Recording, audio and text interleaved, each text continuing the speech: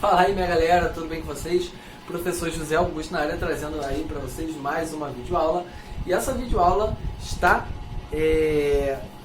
vamos colocar dessa forma, né, uma das últimas. Nosso ano está chegando ao fim, então estamos chegando aí nas nossas últimas semanas de aula, graças a Deus, né?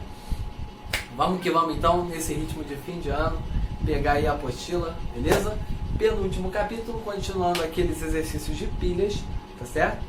Ver um pouquinho de exercício de pilha. E vambora, galera. Pega então Química A, questão número 10. Eu esqueci de ver a página, eu sempre esqueço alguma coisa. Se vocês repararam nesse ano, né? Nessas videoaulas vocês podem ver que eu sempre esqueço algum detalhe. Página... Ih, caraca. Onde ver a página aqui? Celular, fogo, cara. Página 401. 401, galera. Acompanha então na página 401. Exercício número 10. Show de bola. Vambora então, galera. Deixa eu tirar aqui que ele tá para rotação. Rotacionar aí fica complicado. Vamos lá, galera. Considerando a reação entre ferro metálico, que é o ferro sólido, e uma solução aquosa de ácido clorídrico, HCl aqui, e aí a reação está aqui no quadro, tá na cor preta, realizada em diferentes condições e com os seguintes valores de potenciais de redução para as semi-reações. Então, as semi-reações do ferro e do hidrogênio, tá? São semi-reações de redução, cada uma com seus potenciais de redução aí. Peço para vocês consertarem. Aqui na minha apostila, provavelmente na de vocês também deve estar assim, o potencial de redução do ferro está 0,440, tudo bem? Esse valor é negativo, beleza, galera? Então conserta aí para não esquecer, é menos 0,440 ou, como eu coloquei aqui, menos 0,44, tudo bem? Esse zero para a direita aí, ele é irrelevante, tá certo, galera? Então, conserta aí na apostila, potencial de redução do ferro vai ser negativo, tudo bem? Senão nenhuma das opções daria pra gente marcar, porque todas estariam erradas, tudo bem? Vamos lá então. Assinale a alternativa correta, galera. Letra A. A reação ocorrerá mais rapidamente se ao invés de ferro metálico em pó for utilizada uma lâmina de ferro metálico, o que se justifica em razão de haver assim maior superfície de contato na lâmina. Bom, galera, aqui na letra A ele está respondendo com base em outro tema, né? Aqui ele está falando em velocidade das reações, isso a gente vê lá em cinética, que a gente já viu inclusive, mas é bom porque a gente já dá uma recapitulada nos capítulos anteriores, tá certo? Bom, galera, vamos lá. Ele fala que ao usar o ferro em pó, a reação vai ocorrer mais lentamente, né? Ele fala que vai ocorrer mais rápido se ao invés dele usar o ferro em pó, ele usar o ferro em lâmina. Galera, vocês concordam comigo que a superfície de contato ela vai crescer, né? Quanto mais espalhado vai estar aquela substância? Vocês acham que o ferro em pó ele fica mais espalhado ou menos espalhado do que o ferro em lâminas? O ferro em lâminas, se a gente parar para pensar, ele fica mais concentrado num determinado ponto, né? Que eu vou ter a lâmina de ferro. O pó não, o pó ele se espalha mais, não é verdade? Ou seja, o ferro em pó, a superfície que ele vai ocupar vai ser bem maior. Então a letra A está errada. A reação ocorreria mais rapidamente se ele usasse o ferro em pó e não o ferro em lâmina, porque o ferro em pó tem maior superfície de contato, beleza? Questãozinha lá, ó, que a gente pega lá do conceito de cinética química que a gente viu meses atrás, né? Não lembro muito bem quando é que foi, tá certo? Então é bom sempre dar aquela recapitulada. Vocês podem ver que isso aqui é um exercício de concurso, então eles viram e mexem, eles misturam conceitos, né, diferentes numa mesma questão. Por isso que é sempre importante, galera, a gente está revisando, né, o nosso conteúdo, certo? principalmente aí você que quer fazer alguma coisa na área da medicina, na área da biomédica, né? Enfim, que vai usar química. Galera, sempre importante ficar revisando os conteúdos, tá? Manter a cabeça fresquinha nas matérias específicas, beleza? Então, é isso, galera. Letra A está errada, tudo bem? Letra B. A reação é espontânea. Apresenta potencial padrão de célula, no caso a diferença de potencial 0,440 volts, e o ferro atua como agente redutor. Galera, olha só. Se a reação é espontânea, o que acontece? Vamos observar as semicélulas primeiro, tá bom? Nas semicélulas a gente tem que o ferro tem potencial de redução menos 0,44. O hidrogênio tem potencial de redução zero, né? O eletrodo de hidrogênio ele é utilizado para padronizar os outros, então ele é considerado o zero da parada, beleza? Pois bem, dentre esses dois valores, qual tem menor potencial de redução? Vê se não é o ferro, que tem valor negativo, certo? Se o ferro tem menor potencial de redução, consequentemente, ele vai ter maior potencial de oxidação. Tudo bem, galera? Entende? Então, olha só. Se o potencial de redução do ferro é menos 0,44, o potencial de oxidação vai ser com o sinal oposto. Tudo bem? 0,44. Por isso que eu pedi vocês consertarem na apostila, porque dava a entender que o valor é positivo. E não é. O potencial de redução dele é negativo. Beleza? Ou seja, galera, o potencial de oxidação do ferro é 0,44 volts, positivo. O potencial de redução e oxidação do hidrogênio, como é zero, só trocaria o sinal, o de oxidação continuaria permanecendo zero. Tá? Enfim, como eu falei, o eletrodo de hidrogênio foi utilizado para padronizar os outros. Ok? O que isso significa? O ferro ele tem tendência nessa reação, né, a oxidar. Por quê? Porque comparando ele com o hidrogênio, o potencial de redução dele é menor. Consequentemente, o potencial de oxidação é maior. Então, nessa reação, o ferro tem tendência a oxidar, o hidrogênio vai ter tendência a reduzir. Vamos ver se é isso que acontece? A reação está aqui em preto, né? Ó, vamos olhar para o NOx dos elementos químicos, tá? Na reação. Ferro, substância simples, tá? No início da reação. Então, o NOx de substância simples é zero. Beleza? Próximo. Deixa eu pegar essa caneta aqui. Ó, H+. Esse mais aqui, ele já veio no H. O NOx de uma substância iônica, tá? Monoatômica, como é o caso aqui, ó, só tem um átomo, beleza? Que é o hidrogênio. E aqui, galera, ele já vem com a carga +1. Então o NOx aqui vai ser igual à carga que já veio com ele. Então não vou nem colocar, tá? O NOx do hidrogênio aqui é +1 que já veio na carga. A mesma coisa com o cloro, ó. Cl-, esse menos já veio, é uma substância iônica. NOx de substância iônica, ó, carga do íon, beleza? Então o NOx do cloro aqui é -1. Aí no produto, depois que a reação ocorre, percebam que o ferro passa a ser +2, ó, iônica, substância iônica, ela vem com uma carga +2, então o NOx nesse caso é +2. O cloro continua -1 e o hidrogênio, substância simples. Olha só, galera, aqui ele não veio com carga nenhuma, então eu vou fazer que nem eu fiz com o ferro aqui, ó. Aqui o ferro não veio com carga, substância simples, NOx 0.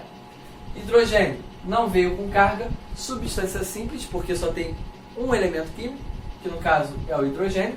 Por mais que eu tenha H2, esse 2 representa 2 hidrogênios, é o mesmo elemento químico. Então só tem um elemento químico aqui. NOx de substância simples, 0. Então coloca aqui, galera, 0. O que a gente pode observar? O ferro foi de 0 para +2. Seu estado de oxidação aumentou. Seu número de oxidação aumentou. Então o ferro oxidou. Beleza? E não é o que aconteceria, segundo o que a gente viu aqui? O ferro teria que oxidar porque o potencial de redução dele é menor que o do hidrogênio. Vamos ver o hidrogênio? Para a reação ser espontânea, o hidrogênio tem que estar reduzindo o seu NOx. O hidrogênio era mais um no reagente. No produto, ele passou a ser 0.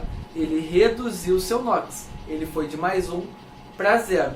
Se ele reduziu, está de acordo com o que está mostrando aqui para a gente, ó, nas semicélulas. O hidrogênio, por ter um potencial de redução maior, tem a tendência de reduzir. O ferro, por ter um potencial de redução menor, tem a tendência de oxidar, que é o que está acontecendo nessa reação. O ferro aumenta o NOx, ele oxida, o hidrogênio diminui o NOx, ele reduz. Então, primeira parte da letra B está certo, ó. A reação é espontânea, beleza? Por que é espontânea? Porque ela está respeitando aqui, ó. Quem oxida está oxidando, quem reduz está reduzindo. Está acontecendo de acordo com as semicélulas, beleza? Ela seria não espontânea se o ferro estivesse reduzindo e o hidrogênio oxidando. E aí não seria um processo, vamos dizer, entre aspas, natural. Porque o natural dessa reação é o ferro oxidar e o hidrogênio reduzir, beleza? Apresenta potencial padrão de célula 0,44 volts. Potencial padrão, pessoal, de célula é a diferença de potencial, tá? E aí, se a gente for calcular DDP, como é que calcula DDP? Pessoal, para calcular é sempre potencial de redução maior menos o potencial de redução menor. Potencial de redução maior é o zero, que é o hidrogênio. Potencial de redução maior menos, tá? Potencial de redução menor. Quem é o potencial de redução menor? Menos 0,44. Menos com menos vai dar mais. Então, resposta mais 0,44 volts. Beleza? Toda reação espontânea tem diferença de potencial positiva. Tudo bem? A diferença de potencial de uma reação espontânea, que ocorre naturalmente, sem esforço, é positiva. Se o valor der negativo, é porque a reação não é espontânea. Tudo bem? Se a gente tivesse mantido 0,44 sem o menos que eu falei para vocês consertarem, esse valor ia dar o que, galera? Esse valor não seria espontâneo. Por quê? A tendência seria o ferro reduzir e o hidrogênio oxidar, que não ocorre na reação. Então, o simples erro de sinal muda completamente uma estrutura. Tudo bem? Por isso que a gente tem que ficar atento. Coloca aqui o menos, não esqueça, tá? Beleza, galera. Então, a reação é espontânea, certo? A diferença de potencial é mais 0,44 ou 440, tá certo? E por último, na letra B, ele fala: o ferro atua como agente redutor. E aí, galera? O ferro atua como agente redutor? Quem é o agente redutor? Agente é o causador de algo, né? Agente redutor é o causador da redução. Quem é o agente redutor? Sempre quem oxida. Beleza? Já falamos sobre isso. Então, se o ferro oxidou, ele vai ser o meu agente redutor, tá? Se ele oxida, é porque ele fez com que o outro elemento reduzisse. Lembre-se, galera, se alguém oxida, alguém reduz e vice-versa. Tudo bem? Um complementa o outro. Então, se o ferro oxidou, ele fez alguém reduzir. Por quê? O que é oxidar? Oxidar é perder elétron, certo? O que é reduzir? Reduzir é ganhar elétron. Então, se alguém perde, alguém ganha. Beleza? Se o ferro oxidou, se ele perdeu o elétron foi para alguém que recebeu. Esse alguém que recebeu vai ser reduzido, porque ele está recebendo carga negativa. Então, recapitulando, o ferro oxidou. Então, ele fez com que o outro elemento reduzisse, porque os seus elétrons foram para aquele elemento. Tá certo? Então, o ferro atua como agente redutor. E o outro elemento que reduziu, ele atua como o quê?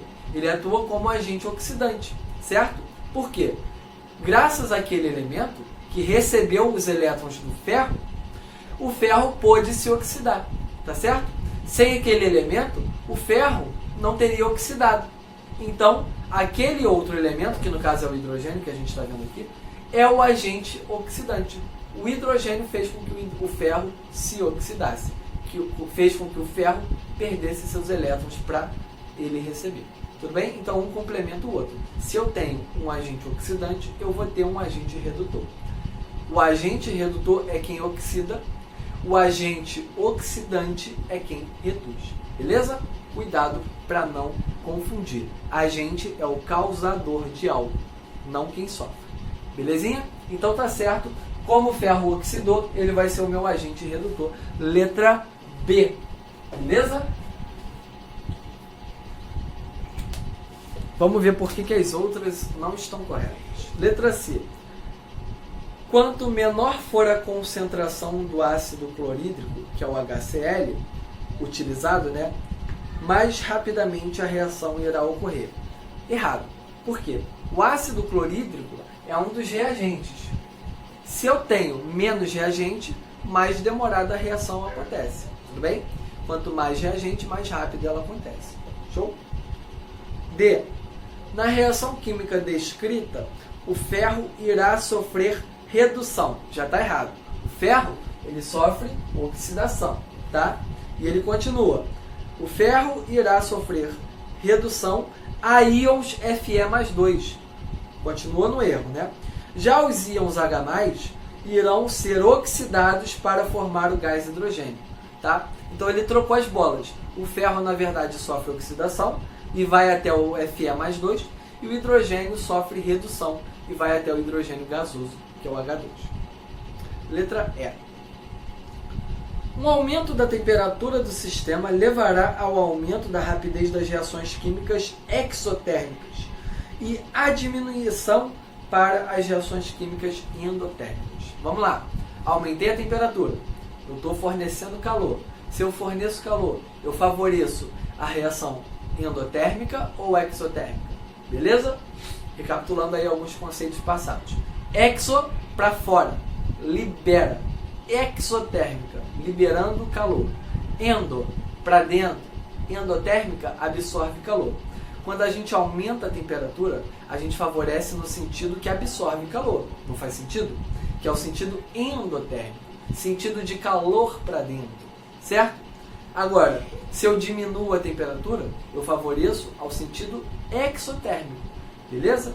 Que aí eu estou liberando calor, calor para fora. Beleza, galera? Show de bola? Então, letra E está errada. Maravilha? Então, ficamos aí com a gabarito letra B. Show de bola. Mais um. Bora, galera. Mais umzinho da apostila aí pra gente, hein? Questão número 12 agora, hein? Página 401 ainda. Questão número 12. Dados os potenciais padrão de redução, julgue as afirmações e assinale o que for correto. Beleza? Então, aqui ele deu pra gente 3 potenciais de redução do zinco, do ferro e do estânio.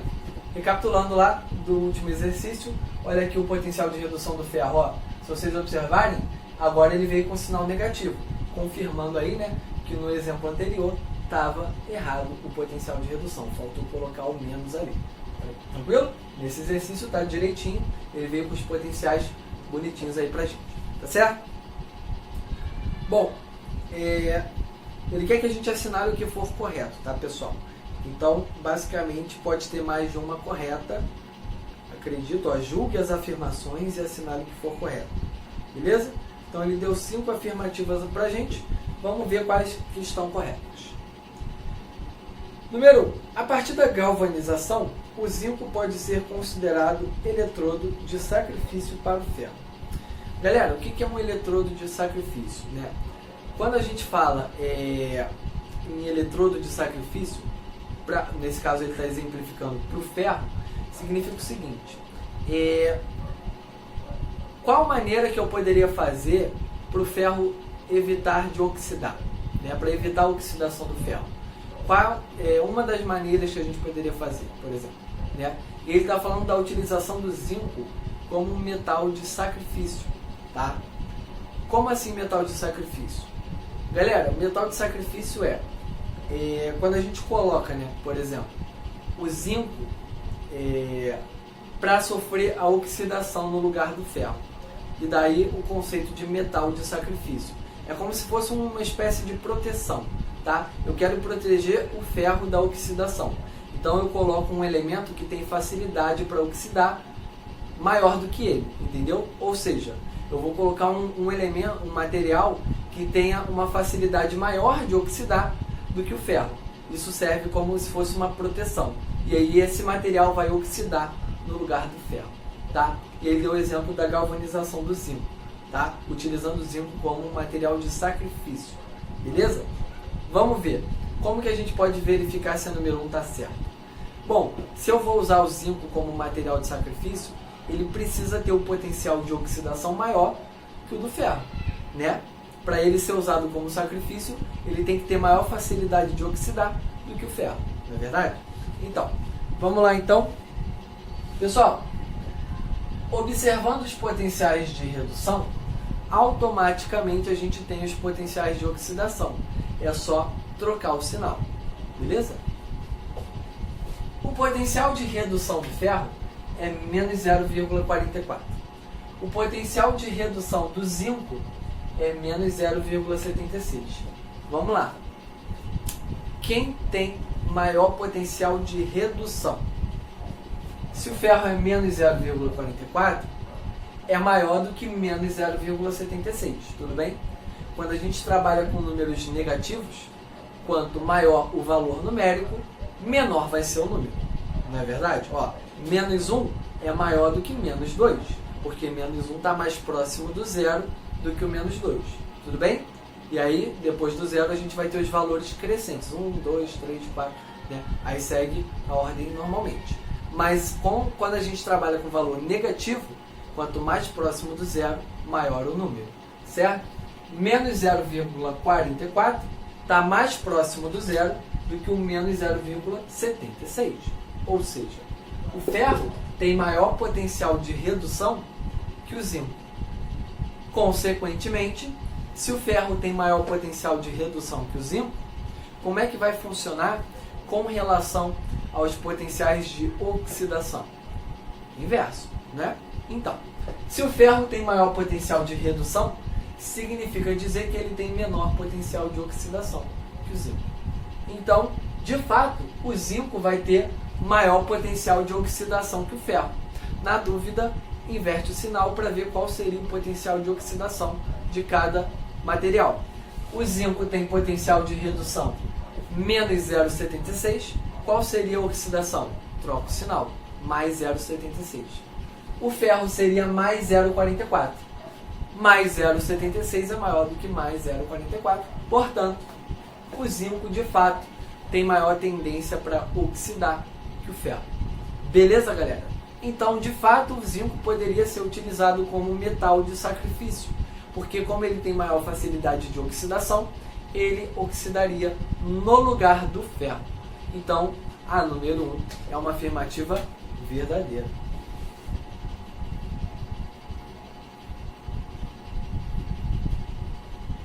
Number 2.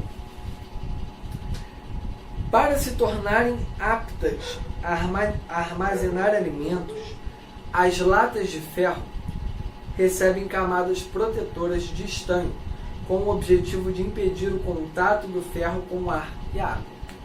Galera, aqui é outro tipo de proteção, só que agora é uma proteção de revestimento.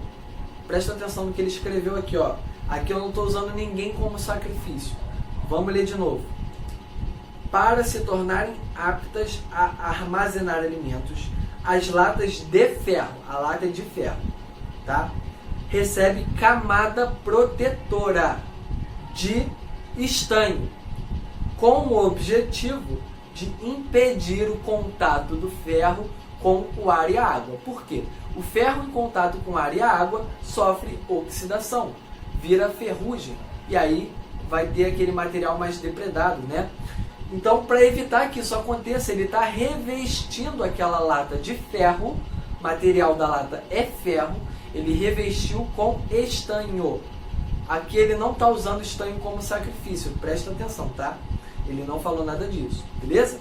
Sacrifício é só quando o elemento que a gente está colocando, ele tem potencial de oxidação maior, e aí ele vai oxidar no lugar do outro, beleza? Que foi o caso da número 1. Aqui é uma proteção também, só que agora é uma proteção de revestimento e não de sacrifício, tudo bem? Vamos lá. Para o estanho funcionar, sentiu? Para o estanho funcionar como um bom material revestidor, agora a gente tem que raciocinar de forma inversa. Ele tem que ser como se fosse um isolante. Ele está isolando o ferro da oxidação. Ele está revestindo o ferro. Então ele tem que ter um potencial de redução alto. Beleza? Tranquilo? E aí, o potencial de redução do estanho, se vocês observarem, é maior que o potencial de redução do ferro. Show de bola? Então aqui funciona como um revestimento mesmo. O estanho tem maior potencial de redução, então ele demora mais para oxidar, beleza? Então ele tá servindo de camada protetora para o ferro. O estanho não permite que o ferro entre em contato com o ar, tá? Beleza? E aí protege o ferro da oxidação. Aqui é uma proteção de revestimento, ok? Não confundam com sacrifício. Uma curiosidade, galera. Quando a gente vai comprar esses alimentos no supermercado, às vezes a lata está amassada. Galera, nunca é aconselhável comprar alimento com a lata amassada. Por quê? A lata amassada, ela tira essa camada protetora do estanho. Ou seja, o ferro na lata amassada está em contato direto com o ar, a umidade do ar e o ar, né? Então, aquele material ali, ele não está sendo devidamente protegido, beleza? Então, não caiam nessa de amassados pela metade do preço ou algo do tipo, beleza? Comprem as latas bonitinhas, inteirinhas, para não ter risco. Show de bola? Maravilha. Então, a número 2 está certa também. O estanho é um material que vai que vai servir de revestimento, porque o potencial de redução dele é maior, tá? Então ele vai demorar mais para oxidar e aí ele protege o ferro revestindo ele. Tudo bem? Número 4. Misturo aqui porque eu sou bilíngue, tá? Então, vamos lá. Number 4. O fluxo de elétrons do ferro para o estanho é espontâneo. Galera, vamos lá. Fluxo de elétrons do ferro para o estanho.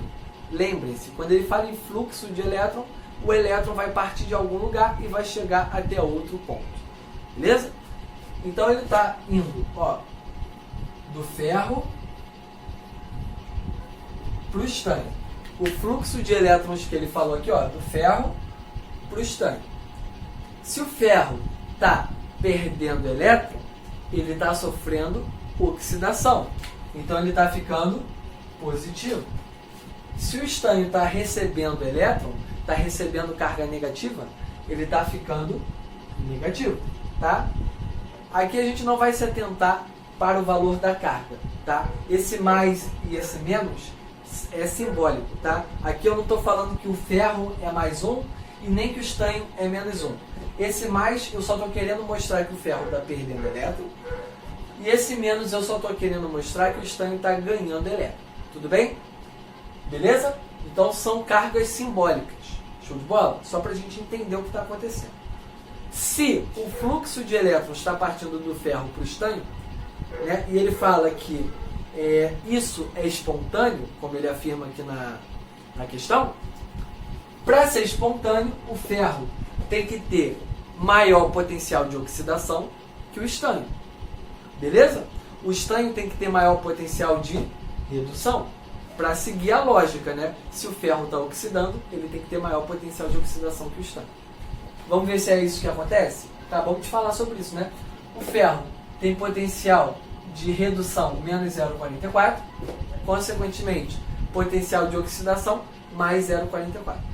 O estanho, potencial de redução menos 0,14, consequentemente, potencial de oxidação mais 0,14. É só inverter o sinal. O potencial de oxidação do ferro é maior que o estanho, então a tendência do ferro com o estanho realmente é oxidar, que é o que ele está falando aqui, ó. O fluxo de elétrons vai do ferro para o estanho. O ferro oxida, o estanho reduz. que é o que faria sentido seguindo os potenciais de redução. Beleza? Então sim, esse seria um processo espontâneo. Beleza? Então a número 4 também está correta. Número 8.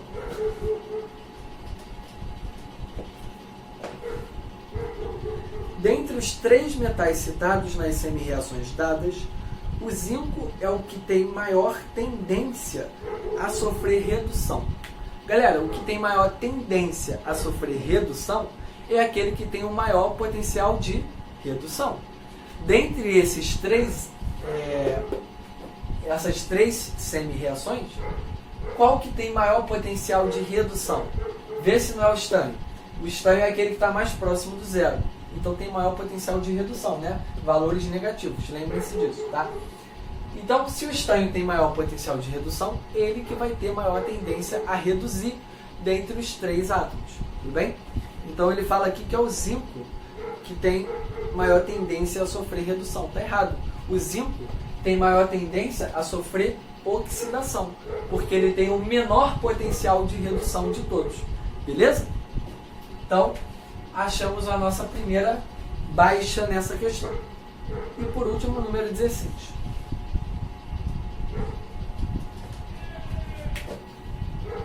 O estânio é o melhor agente, olha a palavra, hein? Não esqueçam do agente causador, tá?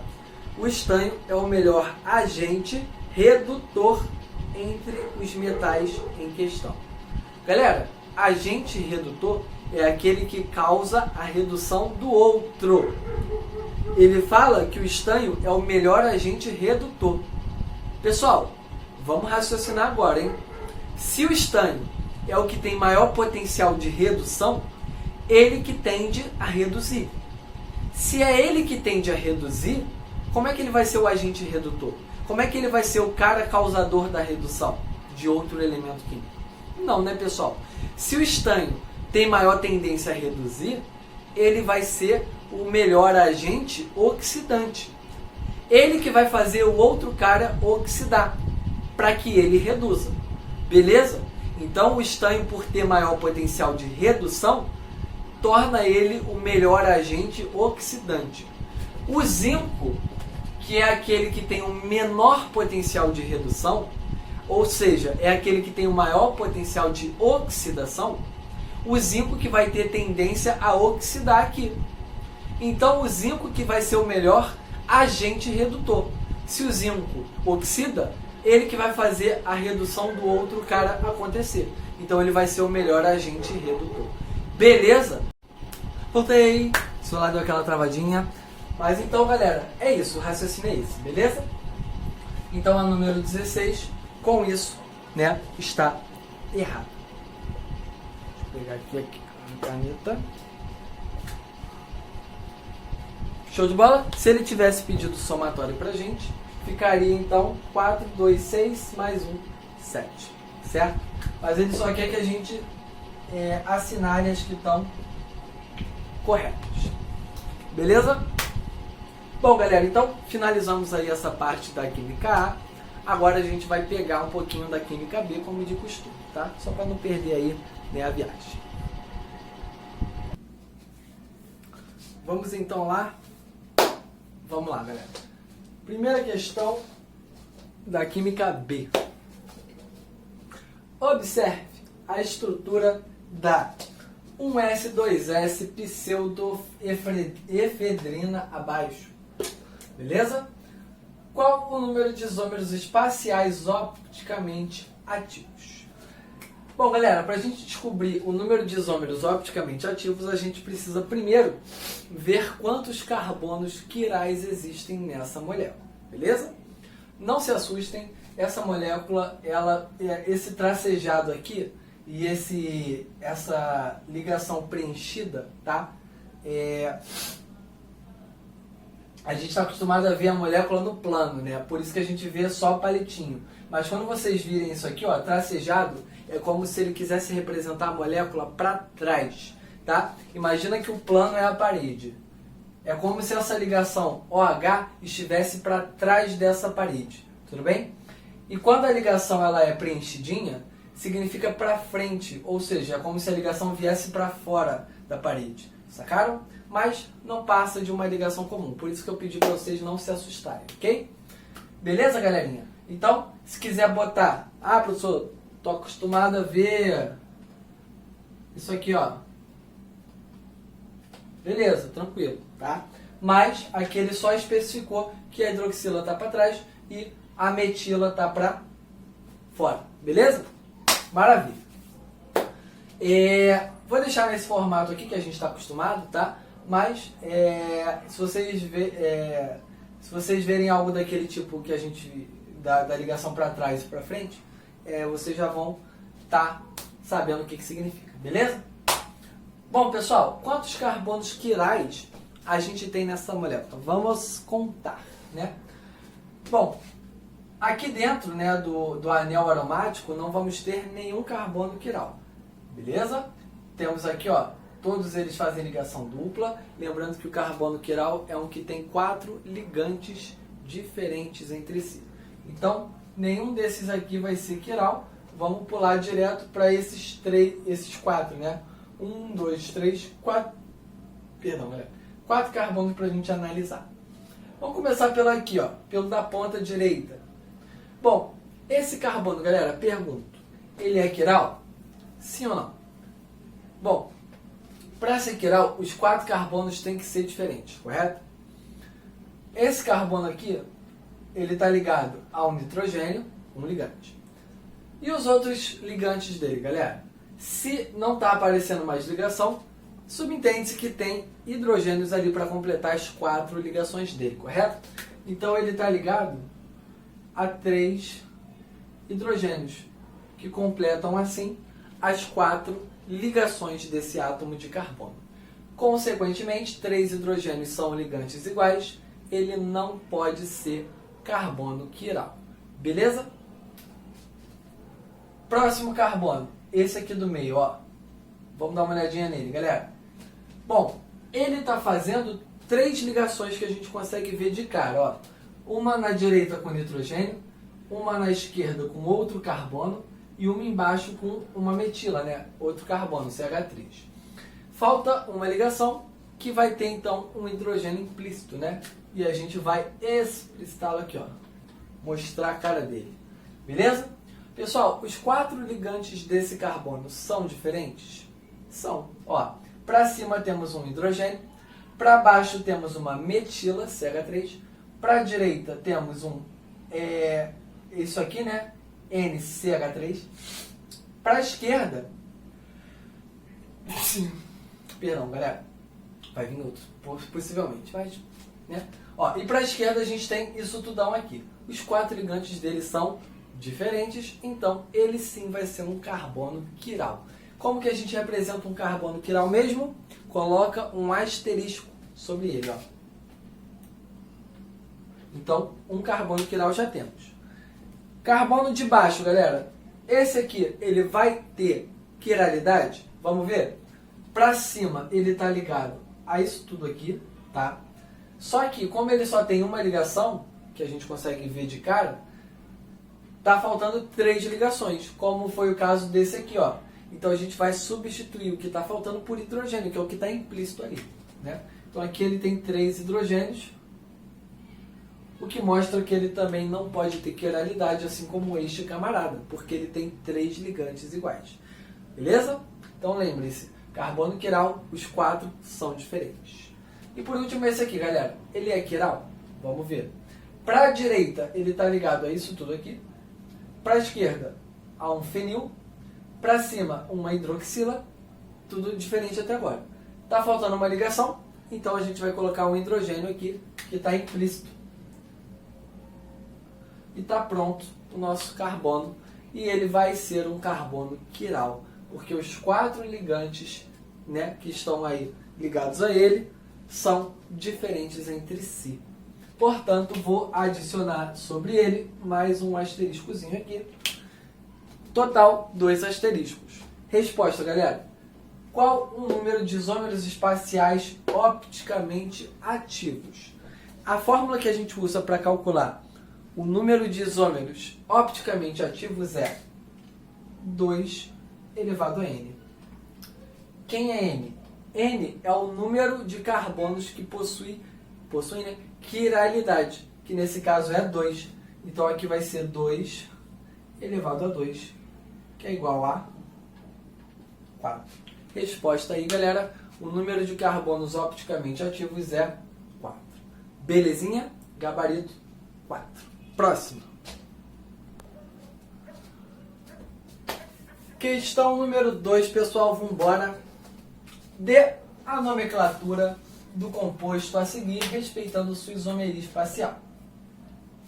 Bom, galera, aqui a gente vai ter o caso de isomeria geométrica, ok? Isomeria óptica não vai se aplicar aqui não. Aqui é isomeria geométrica. E quando a gente falou sobre isomeria geométrica, a gente viu 2 tipos de notação, né? Que foi a notação cis e trans e a notação EZ. Beleza? Muito bem. Então, só para a gente recapitular. Cis, trans, EZ. Quando que a gente vai usar cada uma delas? A cis e trans a gente usa com até 2 ligantes diferentes, tá? Vou botar o sinal de diferente só para a gente poupar espaço, tá? EZ, 3 ou mais, tá? Ligantes diferentes. Beleza? Vocês vão entender agora nesse exemplo. Tranquilo? Só para a gente poder recapitular um pouquinho esse conceito. Aqui a gente vai ter, ó, tem isomeria geométrica? Para a gente ter isomeria geométrica, a gente vai ter, nesse caso, uma ligação dupla, cadeia aberta, ligação dupla, nesse caso, tá? Cada carbono da ligação dupla tem que ter 2 ligantes diferentes para ter isomeria geométrica. Esse carbono da dupla, ele tem 2 ligantes diferentes, ó, bromo e hidrogênio, tá? Eu estou desconsiderando a ligação entre os carbonos aqui, tá? Estou olhando para os outros ligantes. Esse carbono aqui tem 2 ligantes diferentes? Cloro, metila. Tem. Então, se ambos os carbonos da dupla têm 2 ligantes diferentes entre si, eu vou ter isomeria geométrica. Qual tipo de notação que a gente utilizaria aqui? Cis e trans seria se eu tivesse 2 ligantes diferentes, tá? Acabou aí, em 2. EZ a gente usa quando a gente tem 3 ou mais ligantes diferentes. Qual que a gente vai aplicar aqui, ó? Quantos ligantes diferentes a gente tem aqui? E agora eu estou vendo o total. Aqui a gente tem bromo, 1, hidrogênio, 2, cloro, 3, metila, 4. Então se aplica em 3 ou mais ligantes diferentes. Beleza? Como que isso poderia se aplicar na notação cis e trans? Se eu tivesse apenas 2 ligantes diferentes, ok?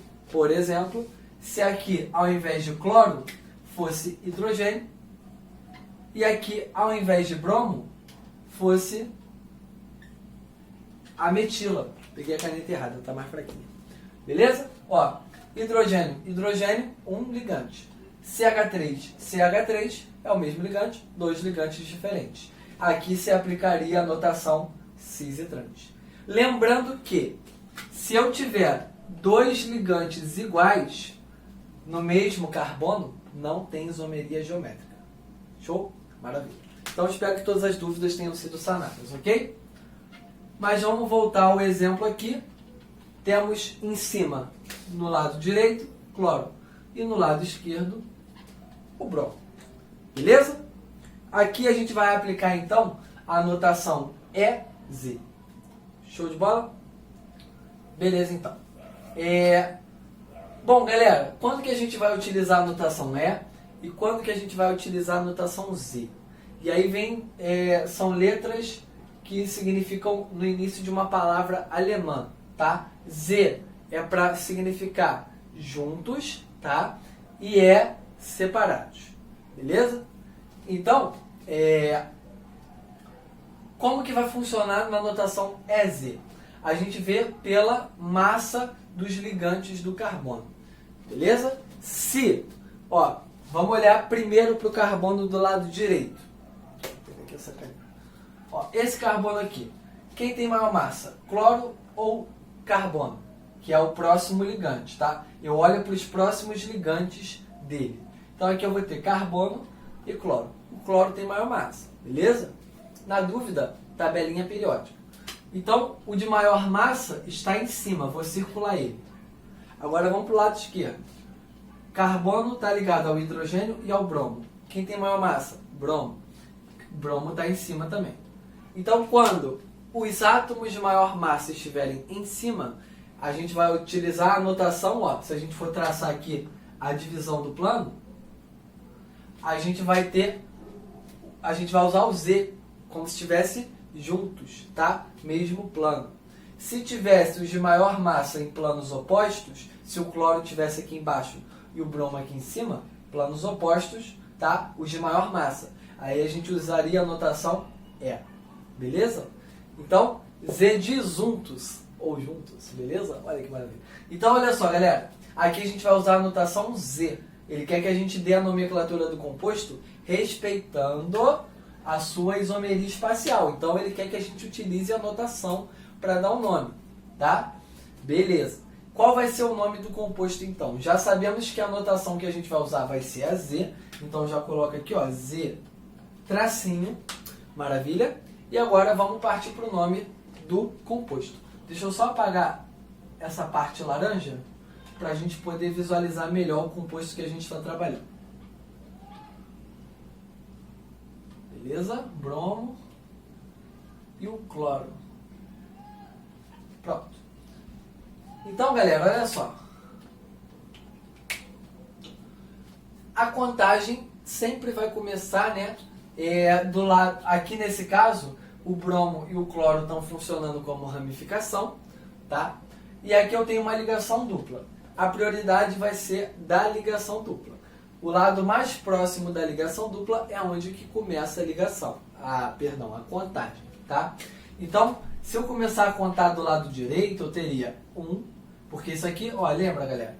É porque a gente não está acostumado a ver a cadeia carbônica dessa forma. A gente está acostumado a ver no bastão, né? Mas, quando aparecer esse exemplo aqui, não é nada do outro mundo, galera. É até mais fácil de visualizar. Por quê? Quando a gente coloca no bastão, tá? Quando a gente coloca no bastão, se eu for passar isso aqui para o bastão, como é que ficaria? São 3 carbonos em sequência, ó. 3 carbonos em sequência, ó. 1, 2, 3. Ligação dupla aqui, ó. 1, 2, 1, 2. Aqui eu vou ter o bromo, tá? Aqui eu vou ter o cloro e aqui o CH3. Seria mais ou menos isso aqui, tá? Só que aqui eu estaria vendo a notação em planos opostos, mas é só para passar para o bastão, tá? Deixa eu melhorar essa cara aqui então. Vamos respeitar, né, a notação correta. Então, fiz errado again. Rapidinho. Ó. Só para a gente ficar na boniteza. Pronto. Mais ou menos isso aqui, ó. 1, 2, 3 carbonos, tá certo? Aqui eles estão certinho no mesmo plano. Aqui vai ter o hidrogênio, aqui vai ser o CH3, enfim. A questão é, só para a gente poder visualizar, ó, contagem começa do lado mais próximo da ligação. 1, 2, 3. Beleza? Então, começando do lado direito, tá? A ligação estaria no carbono 2. Se eu começasse aqui de baixo, ó, 1, 2. Então, não começo nesse caso pelo lado direito, mas sim pelo lado esquerdo, que é o lado mais próximo da ligação dupla. Beleza? Então, aqui a gente vai ter, ó. Vamos lá. 1, 2, 3. Carbono 1, bromo, carbono 2, cloro, que são ramificações, tá? Esse 3 aqui é a continuidade da cadeia. Então, deixa eu pegar aqui e vamos dar o nome desse camarada. Ó, vai ficar, galera. 1, bromo, tracinho. 2, cloro. Então, ele está especificando, ó. Onde é que está o bromo? Carbono 1. Onde é que está o cloro? Carbono 2, tá? 1 bromo, 2 cloro. Agora vamos para o nome da cadeia. 3 carbonos. Prefixo. Prop. Então, 1 bromo, 2 cloro, prop. Eita, botei prom. Viajei.